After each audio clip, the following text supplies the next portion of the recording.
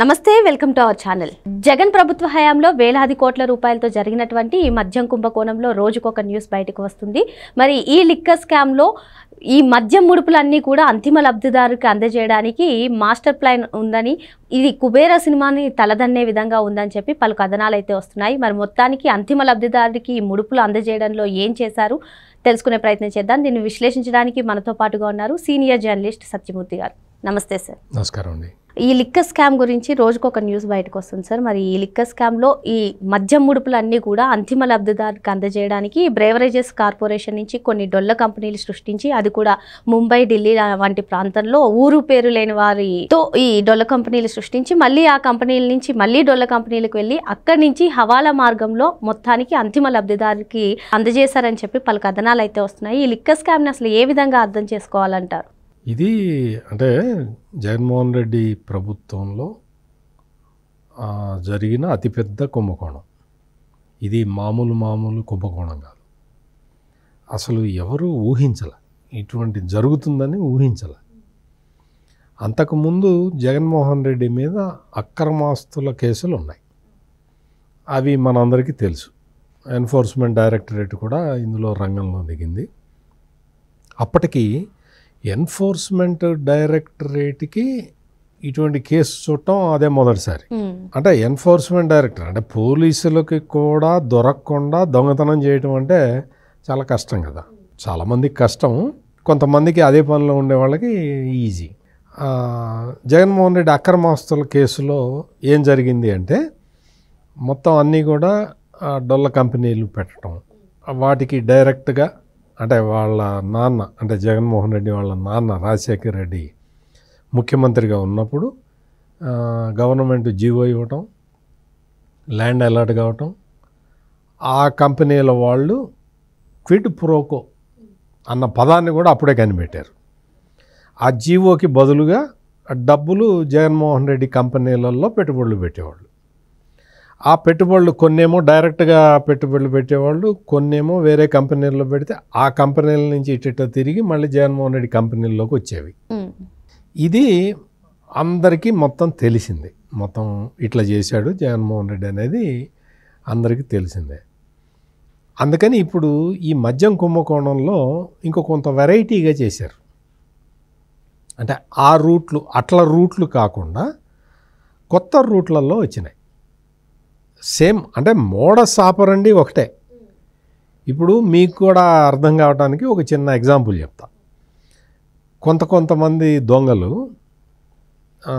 తాళాలు పగలగొట్టి ఇంటి లోపలికి వెళ్ళి దొంగతనం చేస్తారు. ఇంకొంతమంది దొంగలు కిటికీల్లో నుంచి వెళ్ళి దొంగతనం చేస్తారు. ఇంకొంతమంది తలుపులు పగలగొట్టి లోపలికి వెళ్ళి అక్కడ ఉన్న వాళ్ళందరినీ కొట్టి దొంగతనం చేస్తారు. ఇంకొంతమంది దొంగలు తలుపులు పగలగొట్టి లోపలికి వెళ్ళి వాళ్ళని చంపేసి అక్కడున్న బంగారం, డబ్బు, నగలు తీసుకుంటారు. అంటే ఎవరి స్టైల్ వాడికి ఉంటుందన్నమాట. అందుకని పోలీసుల దగ్గరికి కేసు వెళ్ళంగానే తాళం పగలగొట్టి లోపలికి వెళ్ళాడా, కిటికీలో నుంచి వెళ్ళాడా, లోపలికి వెళ్ళిన తర్వాత వాళ్ళని కొట్టి వదిలేశాడా, లోపలికి వెళ్ళిన తర్వాత వాళ్ళని చంపేశాడా, ఇవన్నీ చూసి ఆహా లోపలికి వెళ్ళంగానే చంపేశాడు, ఇది చెడ్డీ గ్యాంగ్ ఎక్కడి నుంచి వచ్చింది, ఏదో వెస్ట్ బెంగాల్ నుంచి వచ్చింది, అక్కడ వాళ్ళని పట్టుకుంటు అట్లా ఉంటుందన్నమాట. అంటే దొంగతనం చేసే స్టైల్ని బట్టి వాడు ఏ దొంగో చెప్తారు పోలీసులు. సేమ్ ఇక్కడ కూడా ఈ మద్యం కుంభకోణంలో డొల్ల కంపెనీలు పెట్టడం, ఈ డొల్ల కంపెనీల నుంచి ఇంకో డొల్ల కంపెనీలకు వెళ్ళటం, ఆ డొల్ల కంపెనీల నుంచి ఫైనల్ బాస్కి డబ్బులు చేరటం. అంతకుముందు ఏం జరిగింది, జగన్మోహన్ రెడ్డి అక్రమాస్తుల కేసులు కూడా జరిగింది ఇదే. ఈసారి ఒక వ్యక్తి పేరు మీద లేకపోతే ఒక కంపెనీ పేరు మీద కాకుండా మొత్తం రకరకాల కంపెనీలని ఇందులో దించారు. ఇక్కడ మొత్తం ఈ బ్రూవరీస్ కార్పొరేషన్ వాళ్ళు ఉంటారు కదా, వాళ్ళు ఏం చేస్తారు అంటే Adan distilleries, SPY agro industries, Leela డిస్టిలరీస్లకి డబ్బులు వేస్తారు. ఈ డబ్బులు వెయ్యంగానే వాళ్ళు ఏం చేస్తారంటే Volvik multi ventures private limited, Naina multi ventures private limited, క్రెపాటి ఎంటర్ప్రైజెస్, విశాల్ ఎంటర్ప్రైజెస్ ఖాతాల్లోకి వాళ్ళు డబ్బులు పంపిస్తారు. పంపించిన తర్వాత థర్డ్ స్టేజ్కి వస్తుంది. ఈ థర్డ్ స్టేజ్లో 19 కంపెనీలు ఉన్నాయి. యష్ బులియను, ట్రిఫైర్ enterprises, new moment gold and jewellery, Deepak enterprises, కిరాజ్ enterprises, Sreeja infotech, Vishwakarma enterprises, Gaurav enterprises, Malishka gold and jewellery private limited, విక్సో enterprises, lavishing enterprises, Prayag corporation, any time money private limited, Ruchita jewellery, Siya trading, Aastha enterprises, Chandan trading, వార్ట్ మిజ్ India solutions private limited, Mahadev traders, ఇటువంటివి ఇంకా చాలా ఉన్నాయి. వీళ్ళు ఏం చేస్తారంటే ఈ Adan distilleries, SPI agro, Leela డిస్టిలరీస్కి 97% అంటే కన్జ్యూమర్ లిక్కర్లో 97% ఈ కంపెనీలకే ఆర్డర్లు ఇస్తుంది బెవరేజ్ కార్పొరేషన్. బెవరేజ్ కార్పొరేషన్ అంటే అది మద్యం సేకరించే వ్యవస్థ, అదొక కార్పొరేషన్, ప్రభుత్వ కార్పొరేషన్. వాళ్ళు సేకరించిన తర్వాత ఆ డబ్బులన్నీ కూడా, అంటే వాళ్ళకి డబ్బులు ఇవ్వాలి కదా, ఇక్కడ అంటే రీటైల్ షాపులు కూడా గవర్నమెంటే నిర్వహించింది. అంటే వైసీపీ కార్యకర్తల్ని పెట్టుకున్నారు. అక్కడ పెట్టుకొని క్యాష్ మాత్రమే కలెక్ట్ చేసి అది తీసుకెళ్ళి అక్కడి నుంచి అక్కడే కమిషన్లన్నీ వెళ్ళిపోతాయి క్యాష్ రూపంలో. గవర్నమెంట్కి కట్టాల్సింది తీసుకొచ్చి బ్రెవరేజ్ కార్పొరేషన్కి కడతారు. బ్రెవరేజ్ కార్పొరేషన్ అంటే ఎన్ని రకాల ఒకే రకమైన డబ్బుని ఎన్ని రకాలుగా దోచారో చూడండి. అంటే ఎక్కడికక్కడ డివైడ్ చేసి దోచుకోవటం అన్నమాట. ఇప్పుడు తయారు చేసేది వాళ్ళే, సేకరించేది వాళ్ళే, అమ్మేది వాళ్ళే. కాబట్టి ఈ తయారు చేసిన కంపెనీలకి ఈ డబ్బులు కడితే అందులో నుంచి వాళ్ళు కొట్టేసుకుంటారు. అంటే 20 రూపాయల మద్యాన్ని 250 రూపాయలు, 270 రూపాయలు అమ్మారు. ఆ ప్రాఫిట్ వచ్చేస్తుంది. ఇంకొకటి ఇక్కడ ఒక 10 క్రేట్లు పంపించి 20 క్రేట్లు అమ్ముతారు. ఆ డబ్బులు క్యాష్ ఇటు వచ్చేస్తుంది, పక్కకు వచ్చేస్తుంది. ఇది వెళ్తుంది, అక్కడ ప్రాఫిట్ వెళ్తుంది, ఇక్కడ దొంగ డబ్బులు వెళ్తాయి. అందుకని మొత్తం ఏది డివైడ్ చేయాలి అంటే ఆ షాపుల్లో ఉన్నవాడికి తెలియదు కాబట్టి క్యాషే కలెక్ట్ చేశారు. డిజిటల్ పేమెంట్ అయితే ఇట్లా డివైడ్ చేయలేరు కదా, అంటే దొంగ సొమ్ముని డివైడ్ చేయలేరు. అందుకని క్యాష్ మాత్రమే కలెక్ట్ చేశారు. ఈ కలెక్ట్ చేసిన క్యాష్ని డివైడ్ చేసి ఎవరి ముడుపులు వాళ్ళకి పంపించారు. ఈ ముడుపులన్నీ ఇది ఇప్పుడు ఈ అదాన్ డిస్టిలరీసు, ఎస్పీఐ అగ్రో, లీలా ఇదంతా ఒక ఛానల్ మాత్రమే. ఇందాక నేను చెప్పిన ఆ డబ్బులు ఎక్స్ట్రా అమ్మినవి, ఎక్స్ట్రా అమౌంట్కి అమ్మినవి, ఆ డబ్బులన్నీ కలెక్షన్ ఏజెంట్ల ద్వారా వెళ్ళిపోతాయి. ఈ డబ్బులన్నీ బ్రెవరేజ్ కార్పొరేషన్ ద్వారా ఈ ఖాతాల్లోకి వస్తాయి. ఈ ఖాతాల నుంచి డొల్ల కంపెనీలకు వెళ్తాయి. అంటే చూడండి ఎంత పక్కడబందీగా దోచుకున్నారు, ఎంత పక్కడబందీగా, ఎంత ప్లాన్ ప్రకారం దోచుకున్నారో చూడండి. ఇదంతా కూడా ఒక్కొక్కటి బయటకు వస్తున్నది. ఎట్లా బయటకు వస్తున్నది? ఇది ప్రధానమైన ప్రశ్న. ఎట్లా బయటకు వస్తున్నది అంటే ముందు బయటికి ముందు beverage corporation MD Vasudev Reddy దొరికే వరకు కూడా ఇంత పెద్ద కుంభకోణం అని ఎవరు ఎక్స్పెక్ట్ చేయలే. ఆ తర్వాత అతను దొరికాడు. అతను దొరికిన తర్వాత అతని దగ్గర ఆధారాలు దొరికినాయి. ఆ ఆధారాలని ఒక్కొక్కటి పెట్టుకొని ఒక్కొక్కడిని అరెస్ట్ చేసుకుంటూ పోతే రాజ్ కసిరెడ్డి దొరకటానికే కొంత టైం పట్టింది. ఎప్పుడైతే రాజ్ కసిరెడ్డి దొరికాడో అప్పటి నుంచి ఒక్కొక్కటి చిక్కుముడులు విడిపోతూ ఉన్నాయి. మొత్తం ఐఐటి చదివే స్టూడెంట్లను కూడా తీసుకొచ్చి ఈ కుంభకోణంలో వాళ్ళని కూడా పాత్రులను చేసి వాళ్ళకు కూడా దొంగ సొమ్ము అలవాటు చేశారు. అంటే ఎంతవరకు పోయిందో చూడండి. మొత్తం ఇంకా ఉంది, ఇంకా చాలా ఛానల్స్ ఉన్నాయి. ఆ ఛానల్స్ బయటపడాలి. ఆ ఛానల్స్లో YS Jaganmohan Reddy cousin brothers ఇద్దరున్నారు, సునీల్ రెడ్డి, అనిల్ రెడ్డి అని. వాళ్ళ ద్వారా 3,200 కోట్ల రూపాయలు దుబాయ్కి వెళ్ళింది అనేది నరసరావుపేట పార్లమెంటు సభ్యుడు లావు కృష్ణదేవరాయలు లోక్సభలో చెప్పిన విషయం. ఆ ఛానల్ ఇంకా అది ఇంకా ఓపెన్ కాల, అది ఇంకా పోలీసులు అక్కడి దాకా ఆ దర్యాప్తు దాకా పోలా.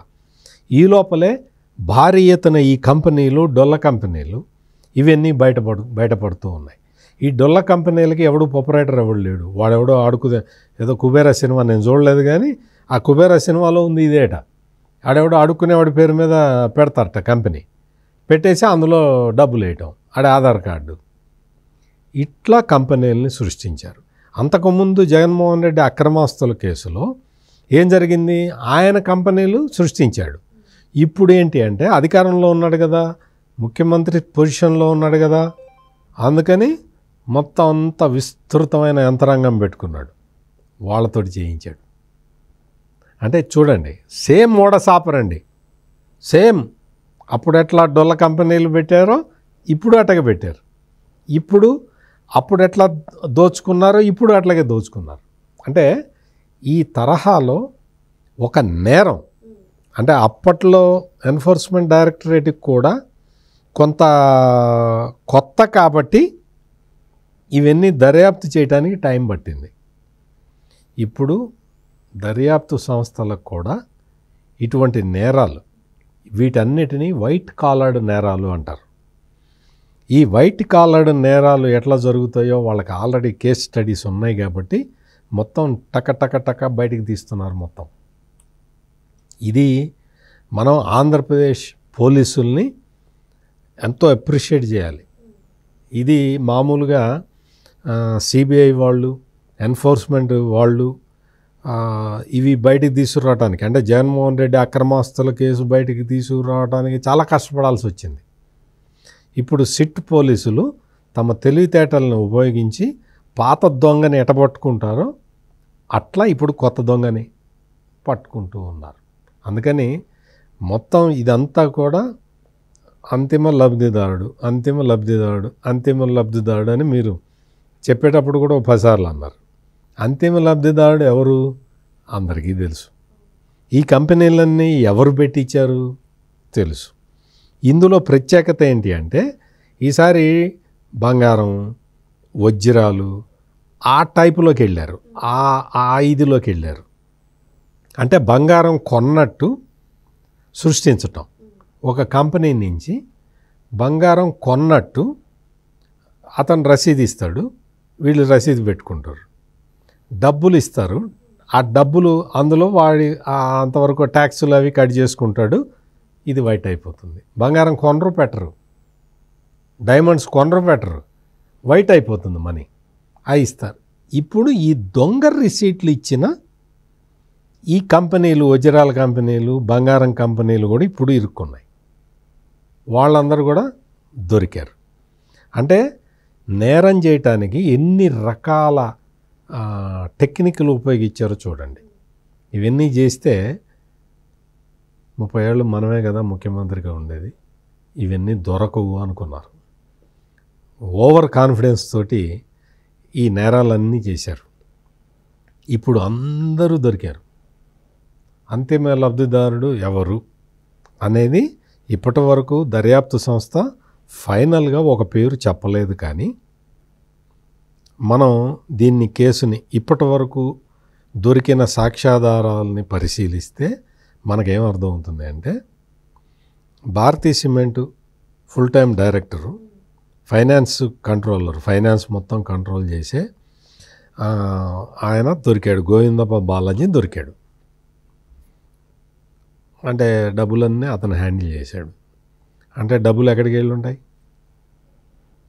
తర్వాత జగన్మోహన్ రెడ్డి ముఖ్యమంత్రిగా ఉన్నప్పుడు ఆయన దగ్గర సెక్రటరీగా పనిచేసిన ఐఏఎస్ ఆఫీసరు ధనంజయ రెడ్డి దొరికాడు. జగన్మోహన్ రెడ్డి ముఖ్యమంత్రిగా ఉన్నప్పుడు ఆయన దగ్గర ఓఎస్డీగా పనిచేసిన కృష్ణమోహన్ రెడ్డి దొరికాడు. డబ్బులు ఎక్కడికి పోయింటాయి? ప్రజలకి అందరికీ ఈ కుంభకోణం మొత్తం అర్థమైపోయింది. అంతిమ లబ్ధిదారు ఎవరో అర్థమైపోయింది.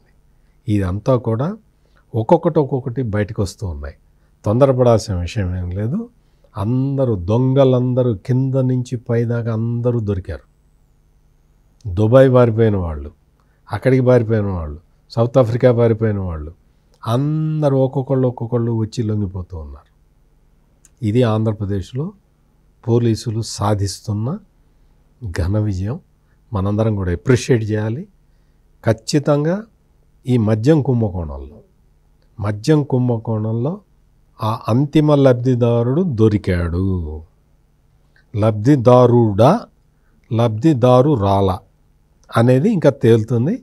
ఖచ్చితంగా అన్ని లెక్కలతో సహా బయటకు వస్తాయి. ఈ మద్యం కుంభకోణంలో కింది స్థాయి నుంచి పై స్థాయి వరకు కూడా అందరూ దొరికారని, ఇక మిగిలింది లబ్ధిదారులా అనేదే మిగిలిందని చెప్పి సార్ చెప్తున్నారు. Thank you sir. నమస్కారం.